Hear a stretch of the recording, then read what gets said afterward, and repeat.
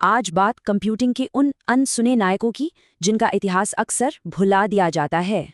जब भी computing pioneers की बात होती है तो कई बड़े नाम याद आते हैं, पर यह कहानी पूरी नहीं है।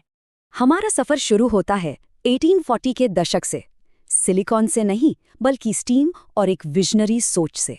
ये हैं एडा लवलेस। जी हाँ, मशहूर कवि लॉर्ड बायरन की बेटी, जिन्होंने मशीनों का भविष्य देखा। लवलेस ने चार्ल्स बैबेज की थ्योरेटिकल मशीन एनालिटिकल इंजन पर काम किया था, एक मैकेनिकल चमत्कार। पर जहां बैबेज को सिर्फ एक कैलकुलेटर दिखा, वहीं लवलेस की सोच कहीं आगे थी, एक जनरल पर्पस कंप्यूटर की।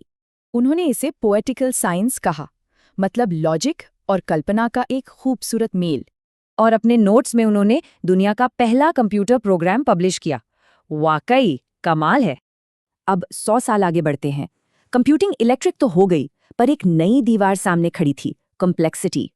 और यहाँ एंट्री होती है ग्रेस हॉपर की, एक यूएस नेवी एडमिरल जिनका मकसद था प्रोग्रामिंग को आसान बनाना। सोचिए, उस वक्त कंप्यूटर से बात करना बेहद मुश्किल था। ये काम सिर्फ कुछ ही एक्सपर्ट्स कर पाते थे। हॉपर का मानना था कि कंप्यूटर को अंग्रेजी समझनी चाहिए ताकि टेक्नोलॉजी सब तक पहुंच सके। तो उन्होंने बनाया पहला कंपाइलर, एक ऐसा कमाल का टूल जो इंसानी भाषा को मशीन की भाषा में बदल दे। उनके काम से ही फ्लोमैटिक और फिर कोबोल जैसी लैंग्वेजेस बनी। अब भाषा के ट्रांसलेशन से आगे तस्वीरों को समझने की बारी थी। एक और बड़ी छलांग की जरूरत थी। मिलिए डॉक्टर फेफे ली से, एक जानी मानी एआई साइंटिस्ट जिन्होंने आर्टिफिशियल इंटेलिजेंस की एक बहुत बड़ी चुनौती को हल किया।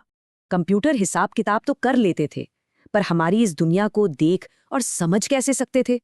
ली का जवाब था इमेजिनेट, लाखों तस्वीरों का एक बहुत बड़ा लेबल किया हुआ डेटाबेस, ताकि एआई को ट्रेन किया जा सके। इमेजिनेट एक जबरदस्त कामयाबी थी। इसी ने डीप लर्निंग क्रांति को जन्म दिया और मशीनों को देखना सिखाया। तो एक थ्योरी से लेकर प्रैक्टिकल यूज और फिर इंटेलिजेंट मशीनों तक, एक धागा इन तीनों को आपस में जोड़ता है। देखिए, 150 से ज्यादा सालों में इनके काम ने टेक्नोलॉजी को पावरफुल और ज्यादा ह्यूमन बनाया है। इन सब की विरासत हमारे लिए एक बड़ा सवाल छोड़ जाती है। अब कंप्यूटिंग की अगली सदी का विजन क्या होगा?